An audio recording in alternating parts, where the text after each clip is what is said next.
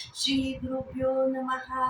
परमपूज्य श्री वासुदेवानंद सरस्वती टेंबे स्वामी महाराजांना वंदन करून आणि स्मिता मॅमचे आभार मानून आपण आज सूर्य म्हणजेच रवी ग्रहमालेचा राजा याबद्दल माहिती घेणार आहोत.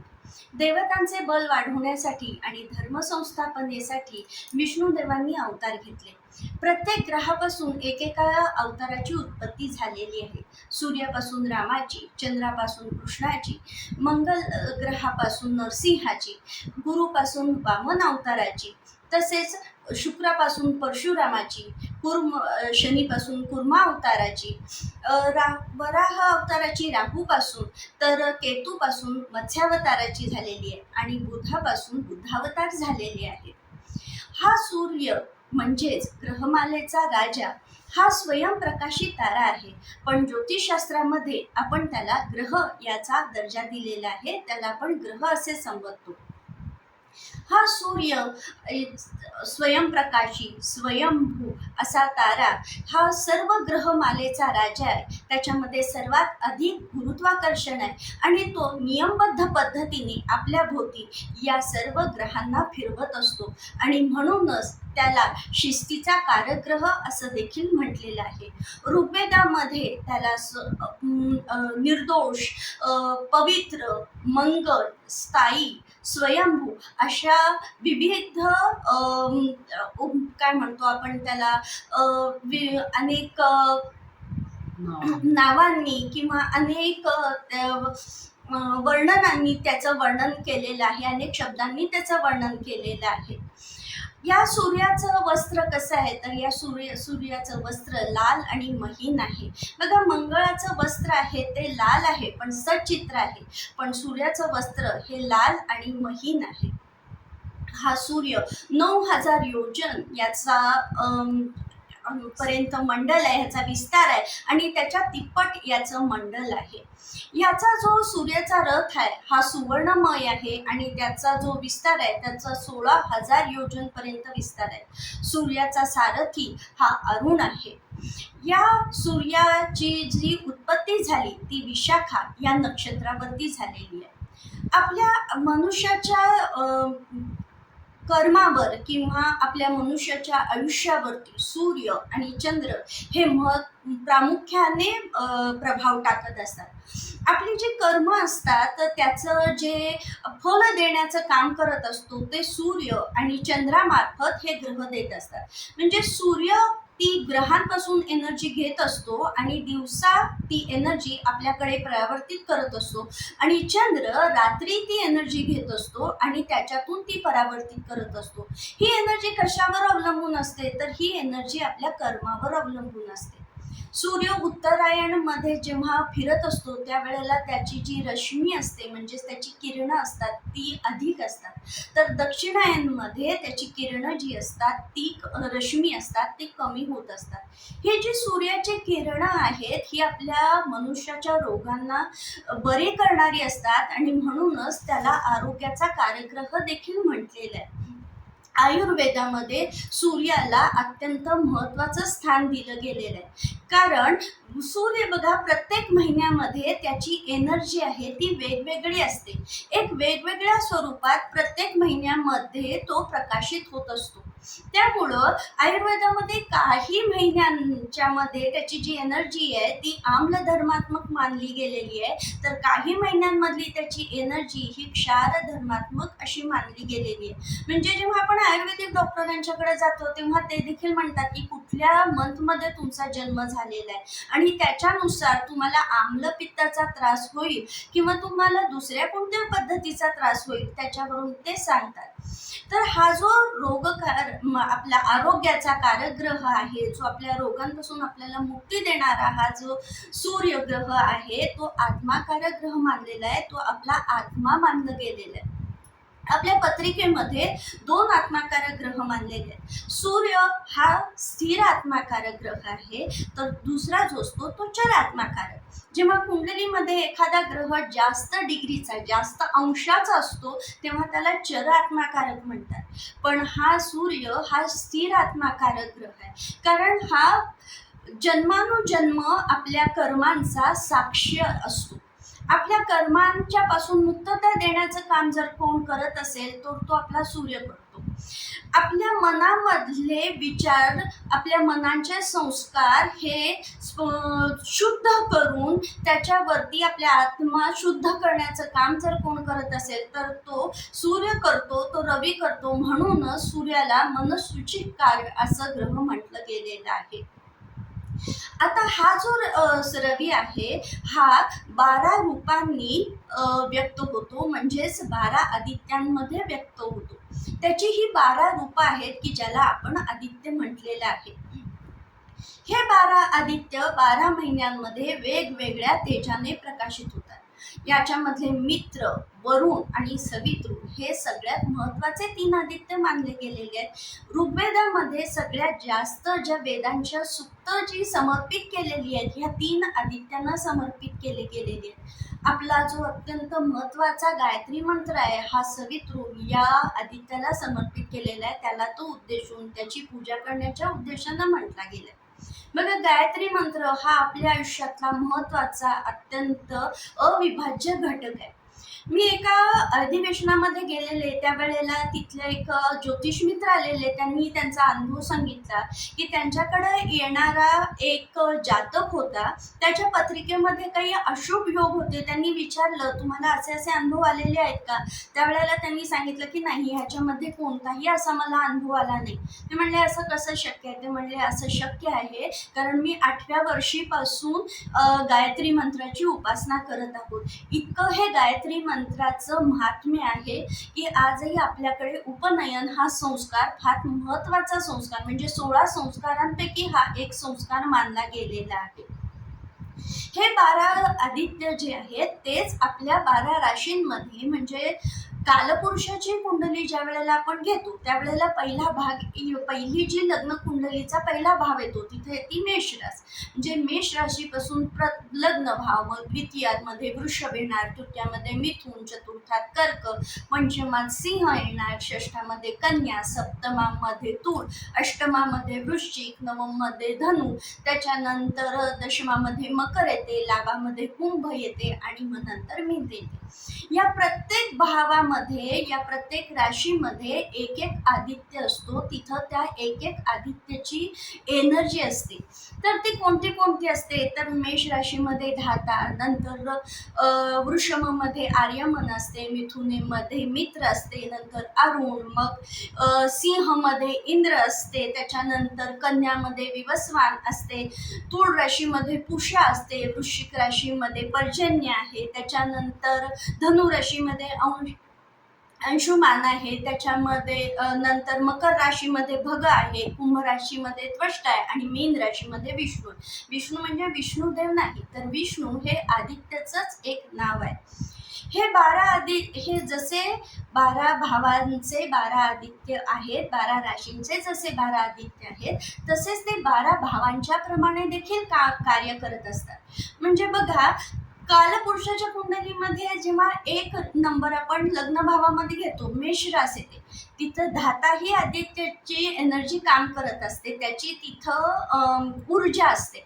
पण समजा एखाद्याची कुंडली आहे ती कर्क राशीची आहे, तिथं लग्न भावामध्ये कर्क रास येते, तर तिथं कोणतं येणार? तर तिथं अरुण या आदित्याची एनर्जी येणार. म्हणजे लग्न भावामध्ये 2 आदित्यांची एनर्जी तिथं काम करतीये. पहिलं म्हणजे धाता पण काम करतीये आणि दुसरी गोष्ट म्हणजे अरुण या आदित्याची पण एनर्जी काम करते. म्हणजे प्रत्येक माणसासाठी 2 आदित्याची एनर्जी त्या त्या भावासाठी काम करत असते. अनलेस आणि अंटिल जोपर्यंत एखाद्या माणसाची जर कुंडली एक म्हणजे मेष राशीचीच लग्न कुंडली असेल तर मग मात्र प्रत्येक भावाचा तोच आदित्य असणार आहे आणि तीच एनर्जी तिथं काम करत असणार आहे. आपण आपल्या आयुष्यामध्ये पेन कुठं तयार होतं? मला काय करायचे आणि जग माझ्याकडनं काय अपेक्षा करतं, याच्यामध्ये जेव्हा तफावत निर्माण होती त्यावेळेला आपल्या मनाला क्लेश व्हायला सुरुवात होते. मग हे क्लेश कशामुळं तयार होतात? तर हा जे आदित्य ते आपल्याला सांगतात की what you want to do, तुम्हाला काय करायचंय, तुम्ही कसे आहात, तुम्हाला तुमच्या आयुष्याकडनं काय हवं आहे. आणि तुमचा जो भाव आहे तो तुम्हाला काय सांगतो, की तो तुम्हाला सांगतो की जगाला तुमच्याकडनं काय हवं आहे. म्हणजे जी राशी आहे ती राशी तुम्हाला सांगते, ज्या राशीत तो सूर्य आहे तो तुम्हाला सांगतो तुम्ही कसे आहात, आणि तो भाव तुम्हाला सांगतो की जगाला तुमच्याकडनं काय अपेक्षा आहे.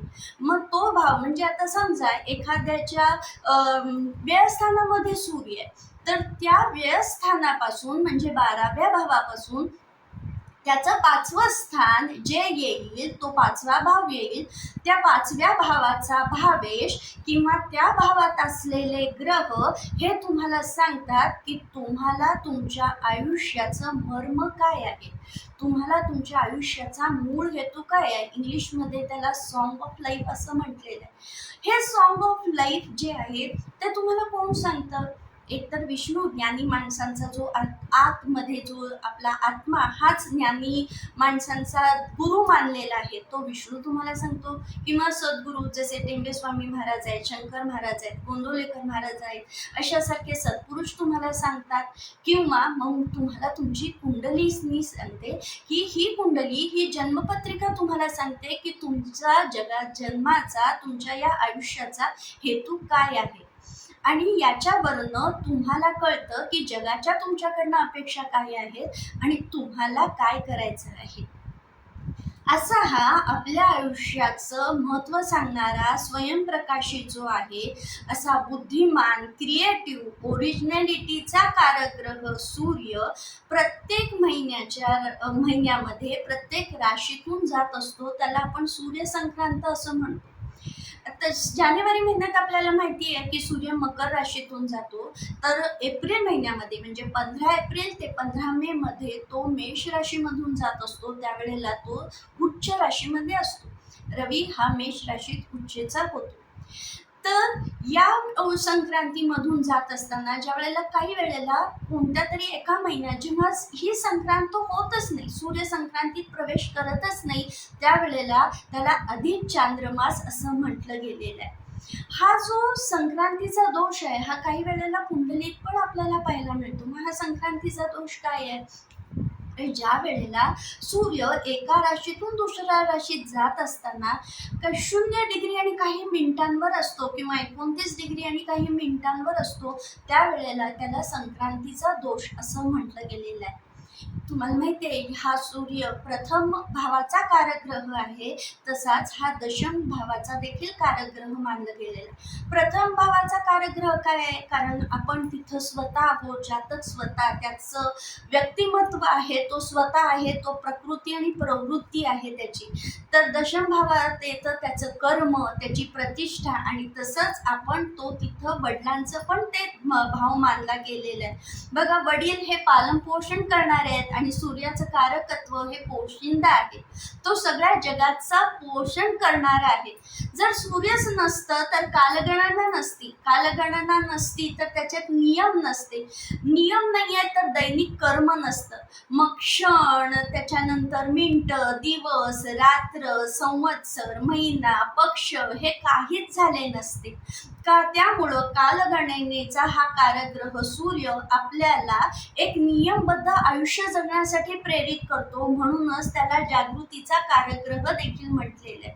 म्हणजे असा आरोग्याचा कारकग्रह हा जागृतीचा कारकग्रह, शिस्तीचा कारकग्रह सूर्य ज्या वेळेला एखाद्या ग्रहाच्या 10 डिग्रीपेक्षा ज्या कमी ह्याच्यामध्ये युतीमध्ये येतो, त्यावेळेला त्या ग्रहाचं जो कारकत्व असतं ते लोप पावतं, त्याचं तेच निस्तेज होतं सूर्यामुळं, आणि मग तो जो ग्रह आहे त्याला आपण अस्तंगत ग्रह म्हणतो, आणि मग तो त्याचं कारकत्व देऊ शकत नाही, कारण तो त्याचं कारकत्व त्या सूर्याच्या तेजामध्ये कमी झालेलं असतं. याचप्रमाणे ज्या वेळेला एखादा ग्रह सूर्यापासून लांब जातो, म्हणजे सूर्यापासून 5 भाव लांब जातो, त्याच्यामध्ये आणि त्या ग्रहामध्ये 150 डिग्रीचा फरक पडतो, त्यावेळेला तो ग्रह वक्री होतो, म्हणजेच त्याचा जो मार्गक्रम करण्याचा जो वेग आहे तो संथ होतो, आणि मग त्याचे जो कारकत्व आहे ते वेगळ्या स्वरूपानं आपल्या समोर येतं. म्हणजेच त्या मनुष्याचं जे कर्म आहे की जे त्या ग्रहांच्याशी निगडीत आहे असं कर्म वेगळ्या पद्धतीनं आपल्या समोर येतं. ते कर्माचे हिशोब वक्री ग्रह जास्त प्रॉमिनंट स्वरूपात, जास्त प्रकर्षाने दाखवतात. मग ज्या वेळेला हे वक्री ग्रह पुन्हा मार्गी होतात किंवा मार्गी झालेले ग्रह ज्या वेळेला पुन्हा वक्री होत असतात, त्यावेळेला एक क्षण असा येतो की तेव्हा ते एक क्षणभर स्तंभित होतात. मग जेव्हा मार्गी ग्रह, वक्री ग्रह आणि स्तंभी ग्रह यांच्या कारकत्वामध्ये सुद्धा फरक पडतो.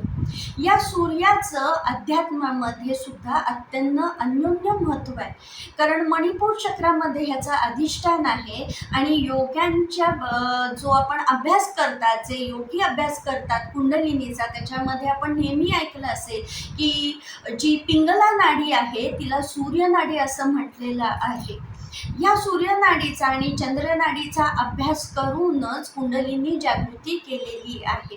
ग्रहमालेचा राजा रवी हा आपण बघितलंय की आरोग्याचा कारकग्रह पण आहे.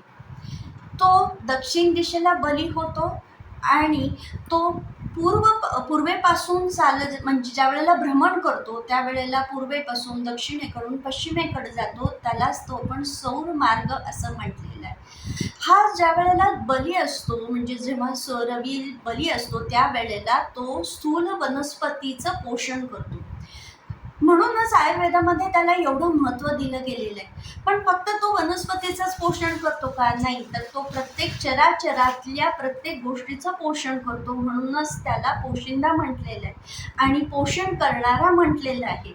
म्हणून बघा, ज्या वेळेला पुरुषाच्या कुंडलीमध्ये आपण त्याचं बीज काढतो, बीजक्षेत्र काढतो, त्यावेळेला शुक्र आणि गुरु बरोबरच रवीला जास्त महत्त्व दिले गेलेलं आहे. असा हा रवी ज्या वेळेला बाळ गर्भामध्ये असतं तेव्हा 4थ्या महिन्यावर त्याचा प्रभाव असतो. कारण 4थ्या महिन्यामध्ये त्याची हाडं, अवयव, पाय, हात हे तयार होत असतात. या रवीलाच आपण राजा म्हणतो कारण त्याच्याकडं एकच रास आहे आणि ती अत्यंत महत्त्वाच्या स्थानामध्ये म्हणजे पंचम भावामध्ये येते. चंद्र ही राणी आहे, त्याची रास येते चतुर्थात कर्क रास आणि पंचम भावात येते सिंह रास आणि ह्या सिंह राशीचा स्वामी आहे रवी. हे पंचम भाव हे तुमचं पूर्व प्रारब्धाचं भाव आहे.